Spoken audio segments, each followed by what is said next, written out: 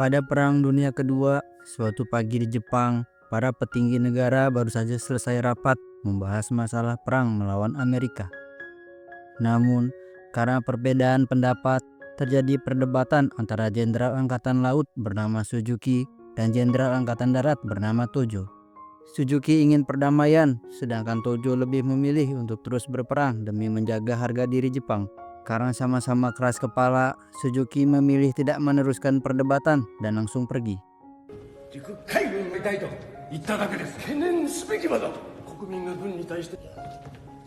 Siangnya, Suzuki dipanggil menghadap Kaisar.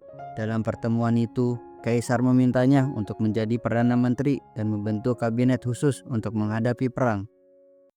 Awalnya Suzuki ingin menolak karena merasa usianya sudah terlalu tua. Namun, Kaisar tetap memaksa karena hanya Suzuki satu-satunya orang yang dia percayai. Mendengar itu, mau tak mau, Suzuki pun bersedia.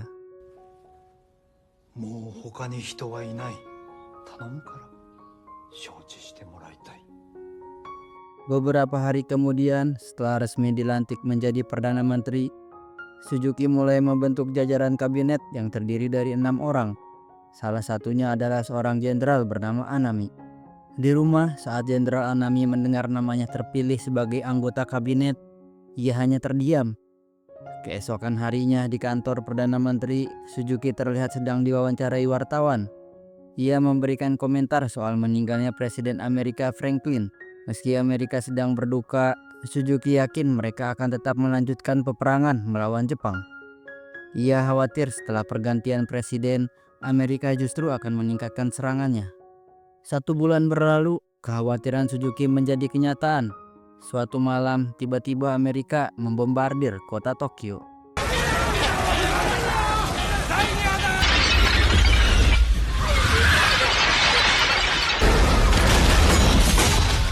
Beberapa hari kemudian, Suzuki mengumpulkan semua anggota kabinetnya. Namun, saat mereka berkumpul, Jenderal Angkatan Laut bernama Mitsumasa Takakura terlibat cekcok hebat dengan Jenderal Angkatan Darat Anami. Mereka berdua berdebat sengit hingga saling membentak. Suzuki yang menyaksikan itu hanya bisa menarik napas panjang.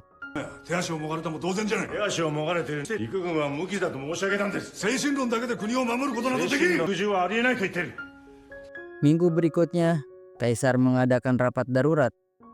Dalam rapat itu, Kaisar meminta Perdana Menteri dan seluruh jajarannya untuk segera menemukan solusi agar perang bisa diakhiri. Kaisar sadar bahwa selama ini Angkatan Darat dan Angkatan Laut tak pernah bisa akur. Tapi demi menyelamatkan Jepang, Kaisar memohon, sekali ini saja bersatulah. Semua yang hadir terdiam dan merenung dalam.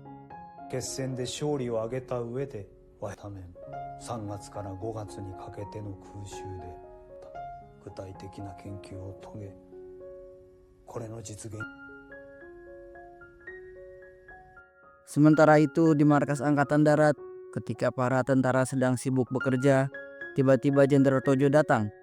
Ia mulai memprovokasi para tentara agar menentang keputusan Kaisar yang ingin berdamai. Katanya, toh sebagai tentara lebih baik kita mati terhormat dalam perang daripada menyerah tanpa harga diri.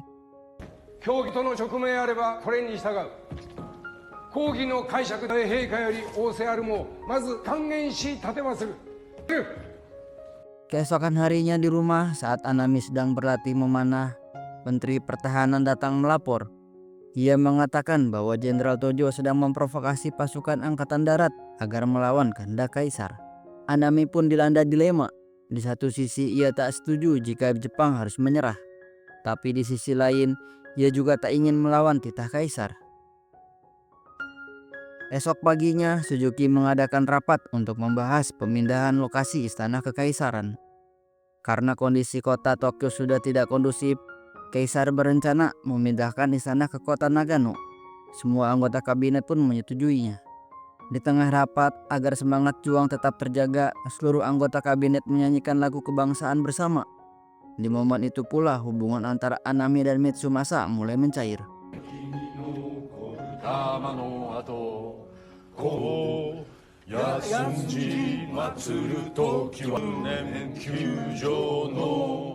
Beberapa bulan kemudian, karena Jepang tetap tak mau menyerah, Amerika bersama sekutunya Inggris dan Cina mengumumkan bahwa mereka akan memaksa Jepang menyerah melalui jalur perjanjian damai. Mendengar pengumuman itu, Suzuki langsung mengadakan rapat darurat. Dalam rapat, semua anggota kabinet sepakat menolak perjanjian damai. Mereka tak sudi jika Jepang harus menyerah begitu saja. Namun akhirnya, pada tanggal 6 Agustus 1945, Amerika menjatuhkan bom atom pertama ke kota Hiroshima. 3 hari setelah insiden mengerikan itu, Suzuki segera mengadakan rapat. Dalam rapat tersebut, ia menyampaikan bahwa Kaisar menyarankan agar Jepang segera menyetujui perjanjian damai, karena kondisi negara saat ini sedang terpojok. Menurut Kaisar, satu-satunya jalan keluar adalah dengan menyerah. Namun, Mitsumasa langsung memprotes. Selama puluhan tahun Jepang tak pernah sekalipun kalah perang, apalagi menyerah. Di tengah perdebatan, sekretaris kerajaan masuk membawa kabar mengejutkan. Bom atom kedua baru saja dijatuhkan di kota Nagasaki. Semua orang di ruangan itu terdiam.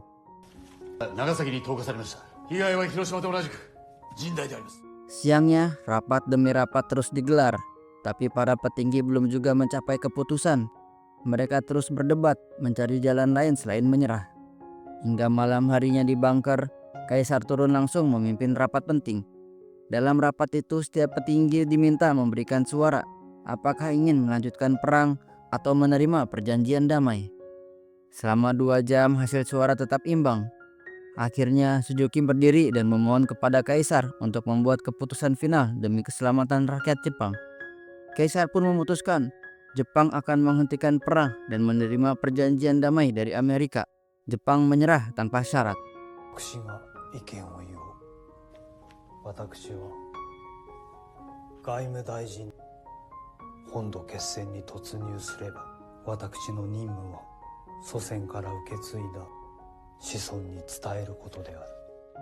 Keesokan paginya, beberapa tentara angkatan darat protes. Mereka menolak keputusan Kaisar dan tetap ingin melanjutkan perang. Anami berusaha menenangkan mereka. Bagaimanapun juga Kaisar sudah membuat keputusan. Sementara itu di istana, Jenderal Tojo menghadap Kaisar. Ia terus memohon agar keputusan menyerah dipertimbangkan kembali. Jika menyerah, itu sama saja merendahkan harga diri Jepang di mata dunia. Kaisar lalu menasihatinya dengan tenang. Kita harus belajar dari para raja terdahulu.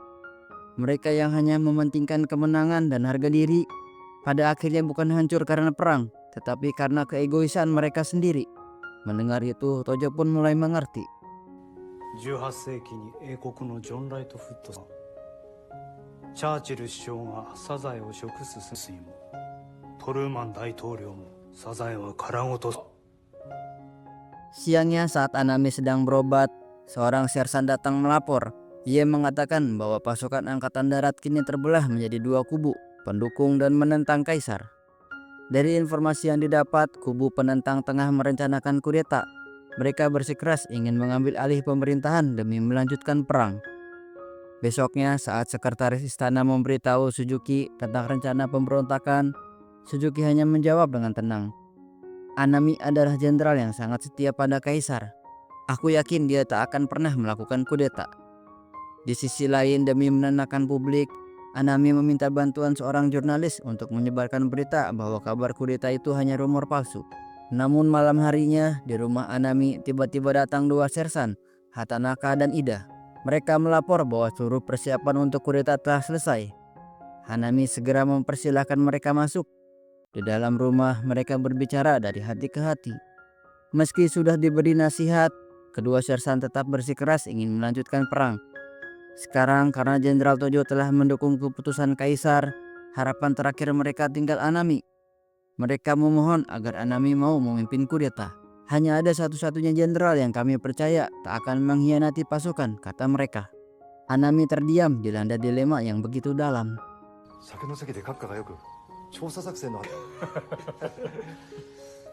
Beberapa hari kemudian, pagi-pagi sekali saat para tentara angkatan darat membaca salinan surat perjanjian damai dari Amerika, mereka semakin marah. Di dalam surat itu tertulis bahwa Kaisar Jepang akan dianggap sebagai bawahan Amerika. Saat Anami tiba, para tentara langsung memintanya membujuk Kaisar agar menolak perjanjian tersebut. Siangnya, Anami menghadap Kaisar dan menyampaikan permintaan dari pihak Angkatan Darat. Namun, Kaisar tetap pada pendiriannya. Ia tidak peduli meski direndahkan di atas kertas. Bagi saya, yang terpenting adalah keselamatan rakyat Jepang. Di sisi lain di markas Angkatan Darat, saat para tentara sedang bekerja, seorang prajurit datang membawa kabar. Barusan Amerika kembali menjatuhkan bom, kali ini di kota Nagano. Tak hanya merendahkan Kaisar, Amerika juga seolah ingin memaksa Jepang untuk menyerah secepat mungkin. Kesabaran para tentara pun habis. Mereka memutuskan akan tetap melanjutkan perang meski harus lewat jalan kudeta. Sore itu mereka semua bergegas pergi ke rumah Anami. Anami berusaha menahan mereka sekuat mungkin. Ia meminta agar pasukannya bersabar sampai rapat kabinet berikutnya selesai. Jangan terburu-buru melakukan kudeta. Kaisar juga belum menandatangani surat perjanjian itu. Jika nanti dalam rapat aku gagal meyakinkan para petinggi, barulah kalian boleh bertindak. Untungnya para tentara mau mendengar. Di kantor kementerian, rapat penting pun digelar. Satu persatu para petingginya menyetujui isi perjanjian damai. Selama rapat berlangsung, yang ada di pikiran Anami hanya satu. Bagaimana caranya mencegah kudeta? Setelah semua petinggi selesai memberi keputusan, dengan pasrah Anami menelpon markas Angkatan Darat dan berbohong. Ia mengatakan bahwa semua petinggi menolak tanda tangan. Mendengar kabar itu, para tentara pun lega dan membatalkan niat untuk memberontak. もし閣議の模様を直接聞きたければ大丈夫です。閣下にお任せいたします。荒岡町に決心を伝えるから皆にそう伝言してくれ。はい。 Malamnya Anami menemui Suzuki. Ia memohon agar penandatanganan surat perjanjian ditunda 1 atau 2 hari saja, agar ia bisa meyakinkan pasukannya untuk mundur sepenuhnya. Namun Suzuki menolak. Kita tak punya waktu lagi. Jika kita tak segera menyerahkan surat itu, Amerika bisa saja kembali menjatuhkan bom besok pagi. Tak tahu harus bagaimana, Anami pun berdiskusi dengan 3 jenderal lainnya. Ia berpesan jangan pernah menghukum para pasukan pemberontak. Mereka sebenarnya hanya ingin melakukan yang terbaik demi negara. Usia mereka masih muda dan emosi mereka belum stabil. Tanggung jawab kita sebagai jenderal senior adalah membimbing mereka. Malam itu di bunker saat rapat berlangsung, Kaisar berkata sambil menahan sedih. Aku mengerti betapa sakitnya harus menyerah tanpa bisa melawan. Tapi percayalah, rasa sakit ini akan menciptakan masa depan yang lebih baik untuk Jepang. Meski nanti rakyat kecewa, aku siap menerima hukuman apapun, asalkan mereka bisa hidup sejahtera. Mendengar ucapan itu, semua petinggi terdiam dan terharu. 定めて動揺すると思うが、私が呼びかけマイクの前に立つ。必要であれば出かけて、親しく時里してもよい。 Keesokan paginya di markas Angkatan Darat, para tentara terlihat kecewa. Ternyata Anami telah berbohong. Para petinggi memang telah sepakat untuk menyerah. Siang harinya di kantor kementerian, rapat kembali digelar untuk menyusun pernyataan menyerah yang akan diumumkan ke publik. Namun selama berjam-jam, rapat hanya berputar-putar membahas pemilihan kata. Akhirnya dengan tegas Suzuki mengambil alih. Ia menetapkan sendiri susunan kalimatnya lalu menutup rapat. Malam harinya sepulang dari rapat, Anami mendengar kabar bahwa kudeta telah dimulai. Ia pasrah, sudah tak ada jalan lain. Sebagai pemimpin yang paling dihormati di Angkatan Darat, Anami merasa ini adalah saatnya menjalankan misi terakhir, mengakhiri hidupnya sendiri, yaitu seppuku. Ia berharap kematiannya nanti akan menjadi tamparan keras bagi para tentara muda. Ia ingin mereka sadar dan membatalkan rencana kudeta.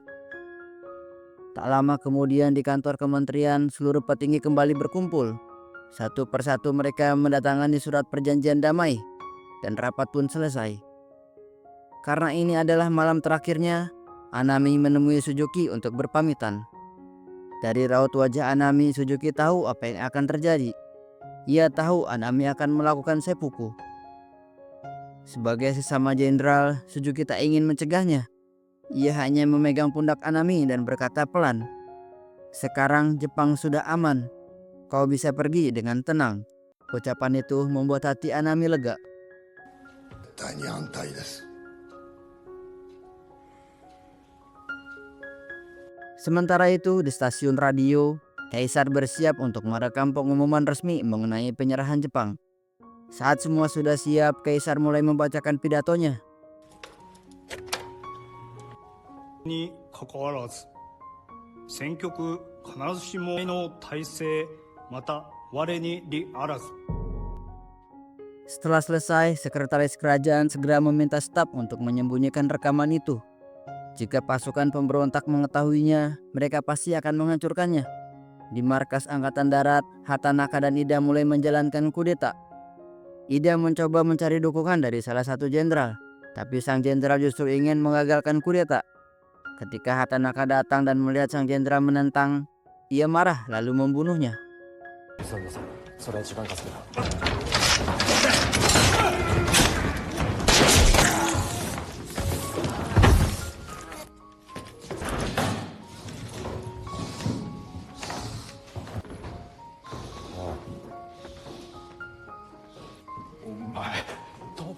Ida sangat terpukul. Tujuan kita adalah kudeta, bukan membunuh sesama rekan sendiri. Namun Hatanaka tak peduli. Ia akan melakukan apapun demi memastikan kudeta berhasil. Karena kecewa, Ida memilih mundur. Hatanaka lalu mencuri stempel jenderal dan membuat surat perintah palsu. Ia bergerak cepat memerintahkan polisi istana memulai kudeta. Di stasiun radio, para pemberontak mulai mencari rekaman pidato kaisar.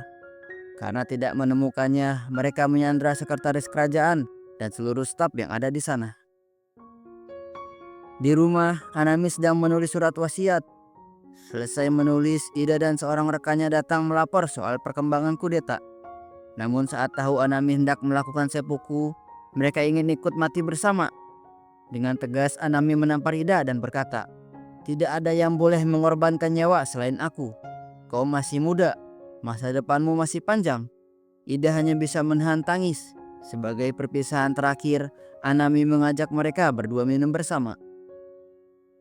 高いな。死ぬのは俺一人だ。血物の宴だ。あまり飲まれると手元が狂って損じ。飲めば血行が良くなるから出血たり。 Subuh-subuh karena rekaman pidato kaisar belum ditemukan, Hatanaka memaksa staf menyiapkan siaran radio. Ia berencana menyampaikan pidato tandingan bahwa saat semua petinggi memilih menyerah, mereka para tentara muda Angkatan Darat masih ingin berjuang demi kemenangan Jepang. Namun sebelum sempat siaran, salah satu staf diam-diam mematikan semua listrik. Meski tak bisa bersiaran, Hatanaka tetap menyampaikan pidatonya dengan lantang di ruangan gelap. ソ連ついに矛を取って広告に抗す。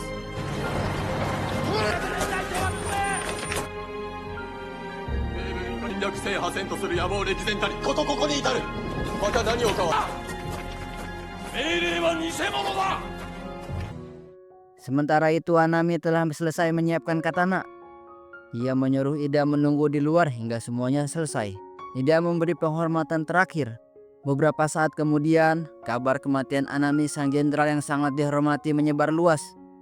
Semua tentara muda sangat terpukul. Kudeta pun resmi berakhir. Rekaman pidato kaisar berhasil diamankan.